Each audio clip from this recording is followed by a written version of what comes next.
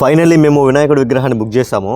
ఆ విగ్రహం ప్రైజ్, ఆ విగ్రహం ఎలా ఉందో మీకు లాస్ట్ లో చూపిస్తాను. Hi guys, welcome to Venky official. ఈ రోజు వినాయకుడి విగ్రహం బుక్ చేయడానికి బద్వేల్ అయితే వెళ్తున్నాం. ఈ చుట్టుపక్కల 80 నుంచి 100 గ్రామాలు ఈ బద్వేల్లోనే వినాయకుడి విగ్రహాన్ని బుక్ చేస్తారు. బద్వేల్లో దగ్గర 7 వినాయకుడి గూడాలు అయితే ఉన్నాయి. మేము వెళ్ళేసరికి 70% విగ్రహాలు అయితే బుక్ అయిపోయాయి. ఈసారి విగ్రహాలన్నీ కూడా కొత్త మోడల్స్ తో, కలర్ఫుల్ రంగులతో చాలా బాగున్నాయి. అక్కడ మాకు నచ్చిన విగ్రహాలన్నీ ముందే బుక్ అయిపోయాయి. ఇంకా చేసేది ఏం లేక ఇంకో 2-3 గూడాలు అయితే తిరిగాం. ఈ గూడంలో కూడా విగ్రహాలు అయితే చాలా బాగున్నాయి. కానీ మా బ్యాడ్ లక్ ఏంటో మాకు నచ్చిన విగ్రహాలన్నీ ముందే బుక్ అయిపోయాయి. ఇప్పటి వరకు నెల్లూరు రూట్ లోని వినాయకుడి గూడాలని చూసాం. అక్కడ మాకు కావాల్సిన వినాయకుడి విగ్రహం సెట్ అవ్వలేదు. ఇక ఎండ తీవ్రత కూడా ఎక్కువ ఉండేసరికి కాస్త బాదం పాలు తాగి మైదుకూరు రూట్ లోని 2 గూడాలు ఉంటే అక్కడికి వెళ్ళాం. ఈ గూడెం పేరు వచ్చేసి శ్రీ లక్ష్మీ గణపతి కళానిలయం. ఈ గూడెంలో విగ్రహాలు అయితే కళ్ళు చెదిరిపోయేలా ఉన్నాయి. 5 అడుగుల దగ్గర నుండి 12 అడుగుల వరకు ఎంతో అందంగా తయారు చేసిన గణపతి విగ్రహాలు ఇక్కడ ఉన్నాయి. ఇక మా టీం అంతా 2 అవర్స్ ఆ గూడెంలోని విగ్రహాలను చూసి వాటి ప్రైజెస్ తెలుసుకొని మా టీం అందరికి ఏ విగ్రహం నచ్చిందో డిస్కషన్ చేసి ఎవరి అభిప్రాయాన్ని కించపరచకుండా అందరం ఒకే మాట మీద ఒకే విగ్రహాన్ని అయితే సెలెక్ట్ చేసాం. ఆ విగ్రహం వచ్చేసి ఆ గోడంలోని టాప్ మోడల్ లో ఒకటి. ప్రైస్ వాళ్ళు చెప్పిన దానికంటే కొంచెం డిస్కౌంట్ లో తగ్గించి ఫైనల్లీ ఆ విగ్రహాన్ని అయితే బుక్ చేసాం. ఆ విగ్రహాన్ని ఒకసారి చూడండి.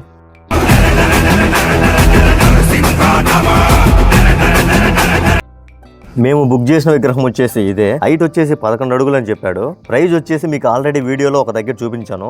మీరు చూడకపోతే మళ్ళీ ఒకసారి వీడియో చూడండి, ప్రైస్ ఎంతో మీకే తెలుస్తుంది. మీరు కూడా వినాయకుడి విగ్రహం బుక్ చేసి ఉంటే విగ్రహం హైట్, ప్రైజ్ అలాగే మీ ఊరు పేరు కామెంట్ చేయండి.